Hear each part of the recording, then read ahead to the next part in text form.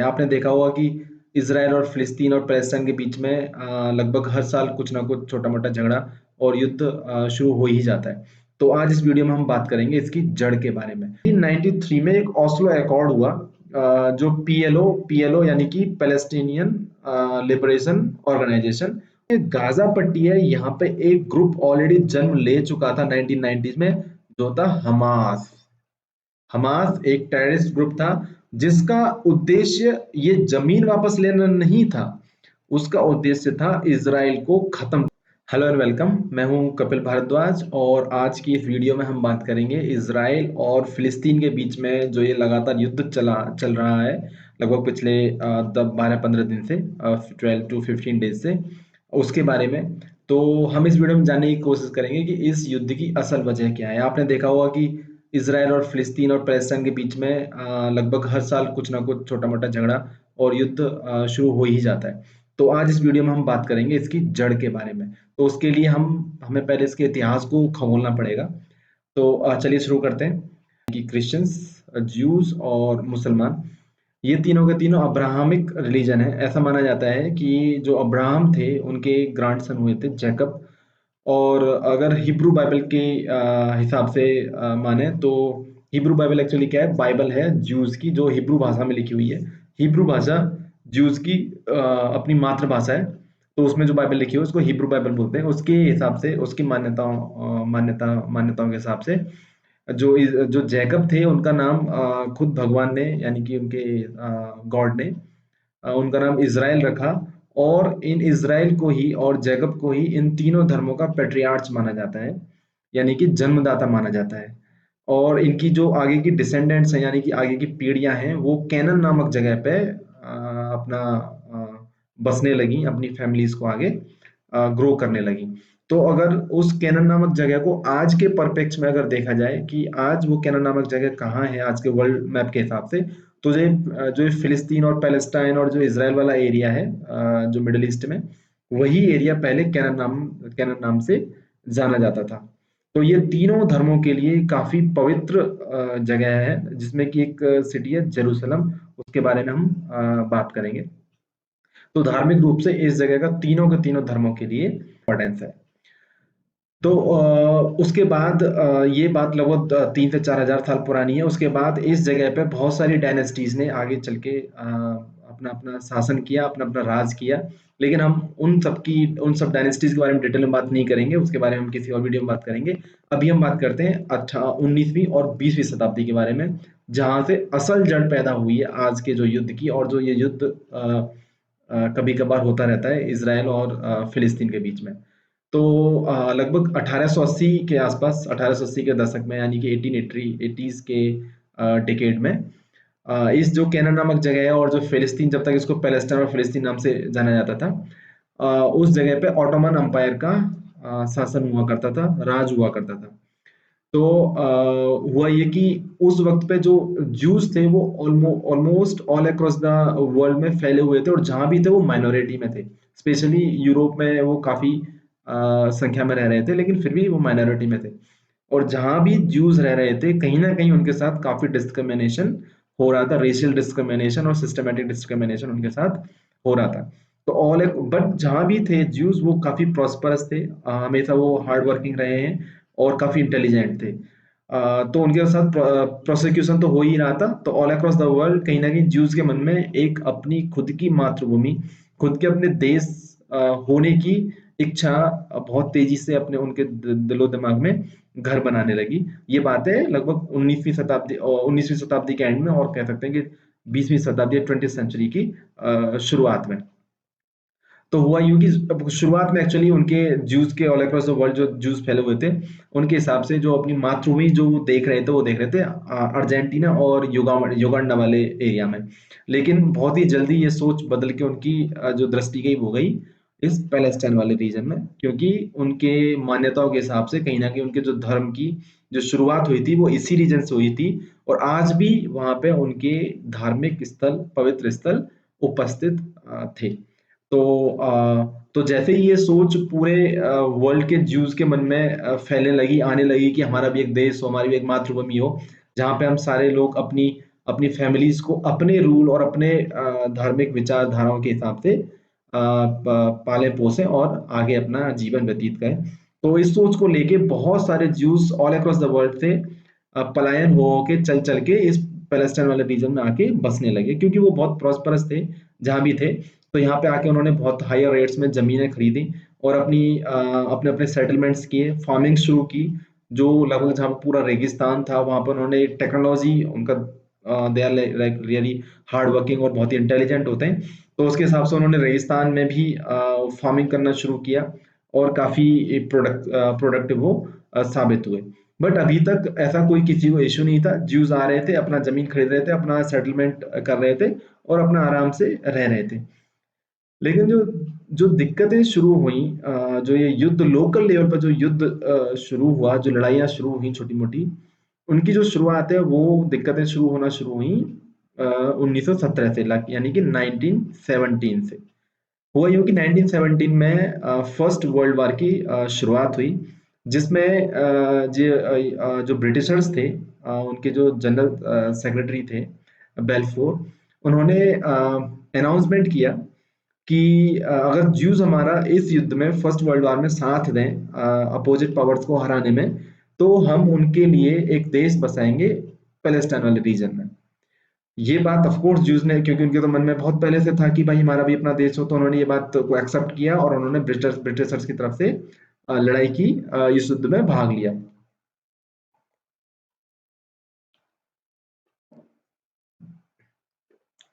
तो as a result First World War में Ottoman Empire की हार हुई और इस जो पैलेस्टाइन वाला रीजन था इस पे अभी ब्रिटिशर्स का कब्जा हो गया, अब उनका शासन आ गया। तो बट जो सेपरेट देश बनाने वाली बात थी जो ज्यूज की, वो अभी भी ठंडे बस्ते में पड़ी हुई थी, लेकिन छोटे मोटे काम, मीटिंग्स और ये सब चलते रहे। फिर आगे लगभग 15 years later second world war की शुरुआत होना शुरू हो गई थी और उसमें जैसा कि सबको पता है, यूरोप में यानी कि हिटलर ने यहूदियों के साथ बहुत ज्यादा अत्याचार किए। लगभग 6 मिलियन ज्यूस और यहूदियों को उन्होंने गैस चैम्बर में डाल के पता नहीं किस किस तरीके से अमानवीय यातनाएं देते हुए उनको हिटलर ने मारा। 6 मिलियन यानी कि लगभग 60 लाख यहूदी, जिसमें न बच्चे बच्चे बूढ़े महिलाएं, सबको उसने किसी को नहीं छोड़ा। बहुत ज्यादा अत्याचार हुए ज्यूज के साथ। तो जब ये बात पूरी दुनिया तक पहुंची कि ज्यूज के साथ इतना ज्यादा अत्याचार हो रहा है, उनको एक एक करके पकड़ पकड़ के मारा जा रहा है, तो कहीं ना कहीं उनके साथ जो पूरे पूरे वर्ल्ड की संवेदनाएं जुड़ी हुई थी उनके अत्याचार के लिए, कि हाँ अब, और पूरे देश पूरा वर्ल्ड ये अब समझ रहा था कि यस, यहूदियों के लिए, ज्यूज के लिए एक सेपरेट स्टेट होना ही चाहिए, जहां पे कि वो शांति से अपने रूल के हिसाब से अपनी आगे की पीढ़ियों को पाल पोस सके। तो इसके चलते यूएन, यूनाइटेड नेशंस का गठन हुआ ही था तभी। उसके कुछ दिनों बाद ही, कुछ महीनों बाद ही, यूनाइटेड नेशंस की जो जनरल असेंबली है उसमें ये प्रस्ताव रखा गया कि जो ये पैलेस्टाइन है उसमें 2 स्टेट बनाए जाएं। एक स्टेट होगा अरब स्टेट और एक स्टेट होगा आपका ये जूस स्टेट। तो उस प्लान के अकॉर्डिंग जो आप इस मैप में देख सकते हैं, ये 1946 का पैलेस्टाइन वाला रीजन है, दिस वन, ये वाला, ये पूरा जो ग्रीन है ये पहले पैलेस्टाइन था 1946। जो टू नेशन थ्योरी जो जनरल असेंबली में रखी गई थी, जो ये अरब स्टेट और दिस जूस स्टेट के लिए, उससे पहले का ये पूरा मैप है। इसमें जो ये व्हाइट कलर आपको ये दिख रहा है, ये कहीं ना कहीं छोटे मोटे सेटलमेंट्स है, ये जूस के सेटलमेंट्स है। बाकी जो ये ग्रीन वाला एरिया, ये पूरा का पूरा पैलेस्टाइन का एरिया है। तो जो 1947 में जो प्लान रखा गया, 2 स्टेट प्लान, उसके हिसाब से यूएन जनरल असेंबली ने क्या किया कि जो अरब स्टेट था, जो आपका अरब स्टेट था यानी कि पैलेस्टाइन, उसको उन्होंने दिया कि 48% of the area will be given to the Arab state. जो ये ग्रीन में आप देख सकते हैं, ये पूरा का पूरा अरब स्टेट यूएन जनरल असेंबली के हिसाब से इसको बनाया गया। ये पूरा दिस वन, ये दिस वन इंटायर। और जो जूस स्टेट था उसको दिया गया 44% ऑफ द एरिया। जो ये व्हाइट कलर में आप जो एरिया देख रहे हैं, ये जूस स्टेट जिसको कि इजराइल बोला गया, दिस वन इजराइल, इसको इजराइल बना गया। और जो 8% एरिया रहा, 8% एरिया जो बचा उसको रखा गया यूएन के अंडर कस्टडी। ऐसा क्यों रखा गया? क्योंकि जो 8% एरिया है वो वाला एरिया है जहां पे कि तीनों धर्मों की मान्यताएं जुड़ी हुई, जैसा कि मैंने आपको शुरुआत में बताया था। ये तीनों के तीनों धर्म यानी क्रिश्चियनिटी, इस्लाम and Jews are Abrahamic religion, और इन तीनों का जो ओरिजिन है वो इसी जगह से हुआ है। और इसी जगह में एक पर्टिकुलर जगह है जेरूसलम, जिसका नाम आपने बहुत सुना होगा। जेरूसलम में यानी मैं आपको थोड़ा थोड़ा सा नॉलेज के लिए बता दूं कि इस्लाम में 3 उनकी जगह हैं जिनको कि बहुत ही ज़्यादा पवित्र माना जाता है। एक है मक्का, दूसरी है मदीना, जो दोनों की दोनों सऊदी अरेबिया में है, और तीसरी है अल अक्सा मस्जिद जो कि जेरूसलम में है। और जो क्रिश्चियनिटी है उनका उनका मानना है कि जो ईसा मसीह जहाँ से शुरुआत हुई थी उनकी, ईसा मसीह यहाँ पे पैदा हुए थे, वो जगह जेरूसलम में है। और सिमिलरली जो यहूदियों की अपनी हिब्रू बाइबल के हिसाब से उनकी मान्यता है कि उनके जो धर्म की शुरुआत है वो जेरूसलम से ही हुई है। तो इस जगह पे तीनों के तीनों धर्म अपना अपना दावा ठोक रहे थे, इसलिए इस जगह को कॉमन यूएन के अंडर कस्टडी रखा गया, यानी कि ये किसी का नहीं, इस पे यूएन का राज रहेगा, वहां पे जो रूल रहेगा वो यूएन का रहेगा। ये था प्लान 1947 में, टू स्टेट थ्योरी जो दी गई, जो इसराइल ने आराम से एक्सेप्ट कर ली। वो तो अपना घर ढूंढ रहे थे, उनको तो एक्सेप्ट होना ही होना था। लेकिन ये जैसे ही ये प्लान रखा गया, तुरंत ही अरब स्टेट्स यानी कि पैलेस्टाइन और आसपास के जितने भी अरब कंट्रीज थे, यानी कि Egypt, Saudi Arabia, Jordan, Syria, Iraq, Lebanon, किसी को भी ये मंजूर नहीं था।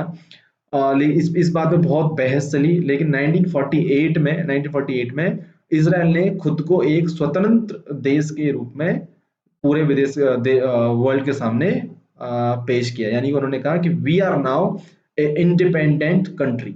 जैसा ही उन्होंने अनाउंस किया, किसी भी अरब देश ने उनको ये मान्यता नहीं दी, और सारे के सारे अरब देशों ने मिलके इसराइल के ऊपर 1948 में ही हमला कर दिया।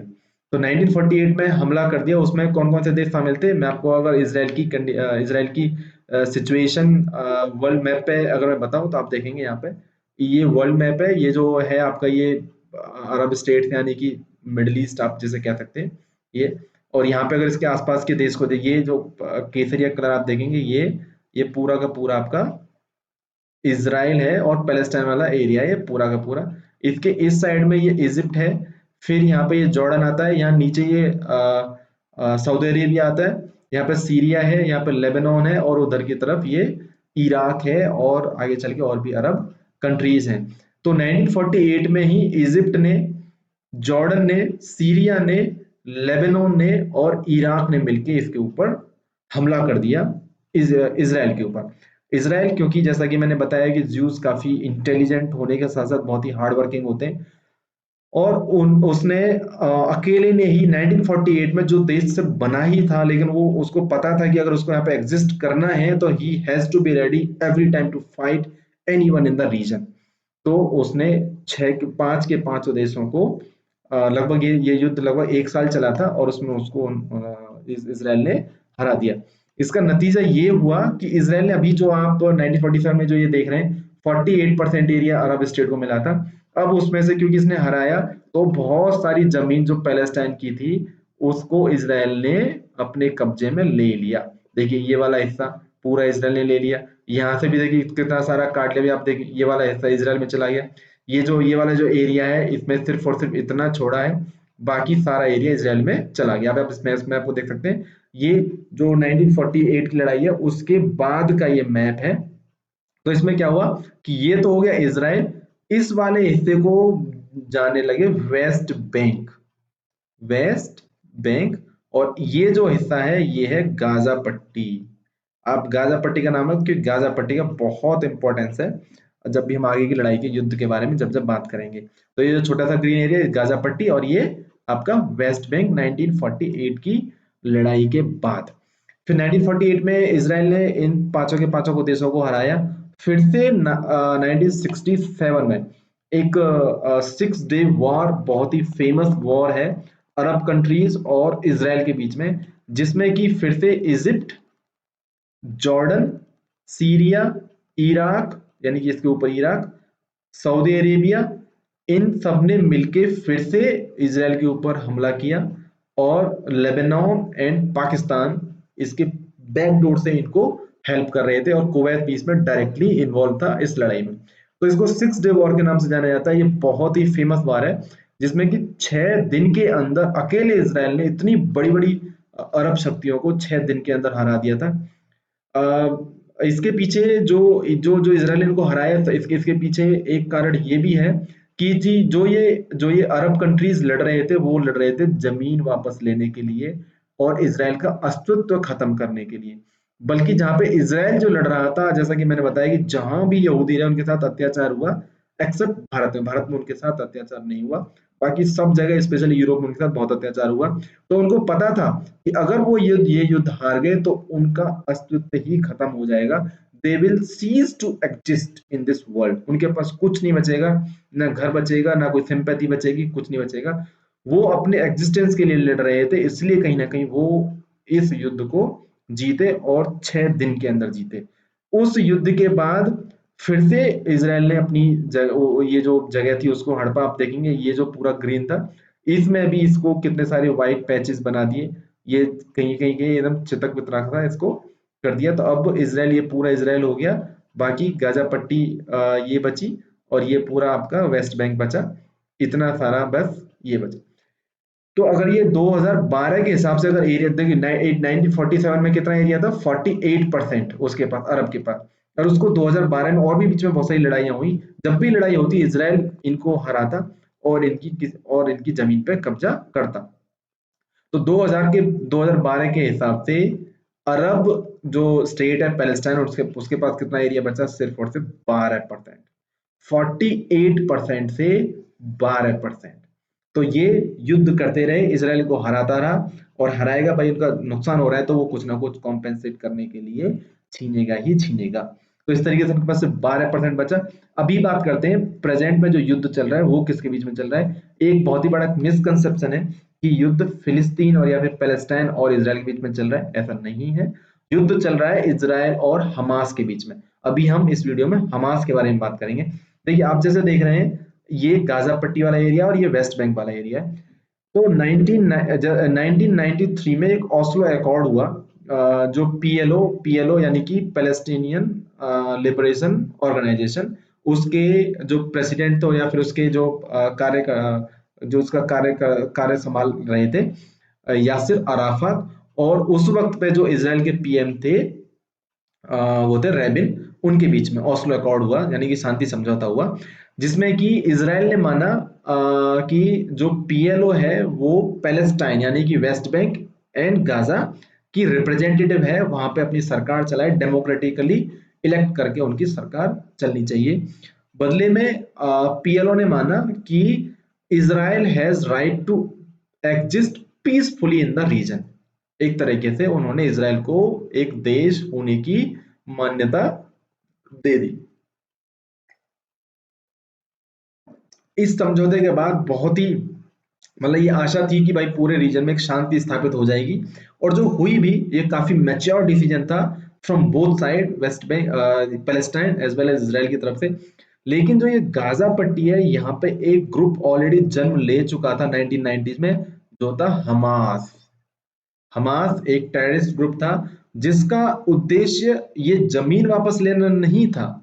उसका उद्देश्य था इसराइल को खत्म करना। इसराइल से, इस पूरे रीजन से, या रीजन से ही नहीं पूरे वर्ल्ड से एक एक ज्यूज को खत्म करना। उनका कोई को एग्जिस्टेंस का या फिर साथ रहने का कोई मकसद ही नहीं था। उनका सिर्फ और सिर्फ मकसद था इसराइल को खत्म करना। तो ये एक उग्रवादी ग्रुप था हमास। और यहाँ पे जो पीएलओ थी यानी यासर अराफात जिसके चीफ थे, उनका जो मेन जो वर्चस्व था, जो उनकी चलती थी, वो वेस्ट बंगाल एरिया में चलती थी। यहाँ पे हमास की पकड़ दिन प्रतिदिन बढ़ती गई। इतनी बढ़ती गई कि 2006 में जो इलेक्शन हुए, गाजा पट्टी में हमास की सरकार बनी, यानी कि हमास ने ऑलमोस्ट सारी सीटों पे ये चुनाव जीता। वेस्ट बैंक में पीएलओ का, और पीएलओ का 2006 के बाद पीएलओ का जो जो वर्चस्व बचा वो सिर्फ और सिर्फ वेस्ट बैंक में बचा। हमास ने कंप्लीटली गाजा पट्टी को अपने कब्जे में ले लिया था और उन्होंने बोल दिया था कि पीएलओ से उनका कोई मतलब नहीं है। गाजा पट्टी is different, a kind of state जिसमें कि उनका राज चलता है। और क्योंकि वो ऑलरेडी गरम दल के लाइक एक टेररिस्ट ग्रुप था, तो और उनका जो पर्पस था वो इसराइल को खत्म करना था। तो जैसे ही हमास का यहाँ पे पूरा वर्चस्व हुआ, वो कभी भी यहाँ से, उनके पास रॉकेट हैं छोटे छोटे, जिसमें कि ईरान जैसे देश उनको बहुत हेल्प करते हैं। वो जैसे ही जब भी कुछ होता है तो वो यहाँ से बस यहाँ से उठा उठा के रॉकेट इसराइल में फोड़ देता है पटाखे की तरह। अब क्योंकि इसराइल में मोस्ट ऑफ द एरिया रेगिस्तान है, तो कहीं पे गिरता है तो इसराइल ध्यान भी नहीं देता है कि कुछ हो रहा है। वो उसके बाद उन्होंने एक टेक्नोलॉजी भी डेवलप कर ली, आयरन डोम। तो आयरन डोम के बारे में हम एक सेपरेट वीडियो में बात करेंगे। वो बहुत ही फैंटास्टिक टेक्नोलॉजी है जो इसराइल ने डेवलप की। तो क्या होता है कि जैसे रॉकेट आया, रॉकेट को उसने इंटरसेप्ट किया और देखता है कि ये रॉकेट एक खाली एरिया में जाके गिरेगा, यानी कि रेगिस्तान में जाके गिरेगा, कि कहीं ऐसी जगह पे जाके गिरेगा जहाँ पे कि लोग रहते हो या फिर वहां पे बसावट हो। तो उसको जैसे ही पता चलेगी ये बसावट वाली जगह, तो वहां से अपनी मिसाइल फायर करता है और भी लेजर फायर करता है और उस रॉकेट को पहले ही मार गिरा देता है। लेकिन जैसे जैसे वक्त बढ़ता गया, मतलब आगे 2006 के बाद 2012, 2017, 2018, तो अभी इस हमास ये इसके पास और भी सपोर्ट बढ़ने लगी, ये बाहर के देशों की, जो इसको हथियार सप्लाई करते रहे। और इनके रॉकेट की जो ताकत है वो भी बढ़ती गई, रेंज भी बढ़ती गई, और उनकी जो विस्फोटक क्षमता है वो भी बढ़ती गई। तो उसके बाद अभी ये क्या करता है कि एक साथ 1000-2000 रॉकेट दाग देता है इसराइल में। अब 1000-2000 रॉकेट दागने से क्या है कि जो आयरन डोम है वो 1, 2, 10, 20, 100 को खत्म कर सकता है, लेकिन 1000-2000 के सामने वो भी फेल हो जाता है। तो इससे इसराइल को काफी कुछ नुकसान होता है, वहां पे लोग मरते हैं, घर टूटते हैं, रोड टूटते हैं, ब्रिजेस टूटते हैं। तो उसके लिए फिर इसराइल क्या करता है कि उसके ऊपर एयर स्ट्राइक करता है हमास के टारगेट्स पर, और वहां पे जाके बिल्डिंग बाय बिल्डिंग बम गिराता है। अब क्योंकि वो बम तो हमास के ऊपर गिराया है, लेकिन आसपास जितने भी सिविलियंस हैं वो भी बेचारे मारे जाते हैं, जो इनोसेंट होते हैं। इस बार क्या हुआ है कि इस बार हमास ने अपनी सारी की सारी हदें पार कर दी, इसलिए इस युद्ध ने इतना भयावह रूप लिया है। इसमें इन्होंने क्या किया कि यहाँ से गाजा पट्टी से इस इज़राइल में एक जगह एक वैकेशन में एक फेस्टिवल चल रहा था, open ground festival, music festival, जिसमें विदेशों से लोग भी थे, यूरोप से, यूएसए से, इंडिया से, और मतलब ऑल अक्रॉस द वर्ल्ड से लोग उस फंक्शन में भाग ले रहे थे, अपना मस्ती कर रहे थे। ओपन ग्राउंड वो फेस्टिवल था। तो यहाँ पे हमास के जो फाइटर्स थे वो लगभग 200 से 300 फाइटर्स ने सी के थ्रू, ये मेडिटेरेनियन सी है यहाँ पे, सी के थ्रू और दिस ग्राउंड से और इवन एयर से, वो क्या पैराशूट ले लेके और वहां पे फेस्टिवल वाली जगह पे जाके कूद गए, और धड़ाधड़ उन्होंने इनोसेंट लोगों पे गोलियां बरसाना शुरू की, उनको चाकू से उन्होंने काटना शुरू किया। यही नहीं किया, उन्होंने यहाँ पे गोप्रो कैमरा लगा रखे थे अपने यहाँ पे, जो जो भी वो कर रहे थे उसको रिकॉर्ड कर रहे थे। वहां पे उन्होंने औरतों को पकड़ पकड़ के, महिलाओं को पकड़ पकड़ के उनके साथ बलात्कार किया, उनके उनके गर्दन काटे। मतलब इतने इतने ज्यादा अत्याचार किए कि हॉलोकॉस्ट जो हिटलर ने किया था यहूदियों के साथ, उसकी कहीं ना कहीं एक ये भयावह तस्वीर दोबारा से रिपीट होती दिखी। इसीलिए इसराइल ने ये प्रण लिया कि जब तक वो हमास को खत्म नहीं कर देगा इस विश्व से, तब तक वो शांति नहीं लेगा। इसीलिए ये युद्ध इतना आगे बढ़ता चला जा रहा है, इसके खत्म होने के चांस अभी नहीं है। ये युद्ध तभी खत्म होगा जब हमास इस दुनिया से खत्म हो जाएगा। इसराइल ने प्रॉमिस किया है कि लगभग हमास के उन फाइटर्स ने बुरी तरीके से लगभग 1200-1300 इनोसेंट लोगों की जान ली, पूरे के पूरे परिवार को खत्म किया, महिलाओं को, बच्चों को उन्होंने किडनैप किया। आज भी लगभग 100 बच्चे उनकी गिरफ्त में हैं, हमास की गिरफ्त में हैं, और वो उन्होंने उनकी पता नहीं कब वो उनको गला काट दें या फिर उनको टॉर्चर कर करके उनकी जान ले लें। तो इसलिए इसराइल ने इस बार प्रण लिया है कि वो हमास को खत्म करके ही मानेगा। तो इस वीडियो में मैं, जैसा कि मैंने बताया था शुरुआत में, ये लड़ाई पैलेस्टाइन और इसराइल के बीच में नहीं है, ये हमास और इसराइल के बीच में है। और ये लड़ाई तभी खत्म हो सकती है जब हमास का एग्जिस्टेंस खत्म हो। तो आई होप कि आपको ये वीडियो पसंद आई होगी। आपको जो ये आज का जो युद्ध चल रहा है उसकी असल वजह, शुरुआत कहाँ से हुई, कैसे हुई, उसके बारे में आपको पता चला, आपको अंदाजा लगा होगा। डेली की न्यूज़ में आप लोग ये तो जान ही लेते हैं कि आज क्या हुआ युद्ध में, क्या नहीं हुआ युद्ध में, वो सब न्यूज़ की खबरें हैं, खबरों की बात है, तो वो आप न्यूज़ के थ्रू जान ही लेते हैं। तो मेरा मकसद इस वीडियो में बताने का था कि इस लड़ाई का जो जो जो शुरुआत है और जो जड़ है हिस्टोरिकली इतिहास के स्वरूप में और आज के प्रेज़ेंट के स्वरूप में वो क्या है। तो आई होप मैं उसको क्लियर कर पाया और अगर आपको पसंद आए तो आप चैनल को सब्सक्राइब करें और वीडियो को शेयर करें और इसी से रिलेटेड हम और भी जो इनके बीच में युद्ध हुए हैं उनके बारे में एक-एक युद्ध के बारे में वीडियो आके लेके आएँगे और आपके लिए शायद वो यूज़फुल हो। तब तक के लिए धन्यवाद।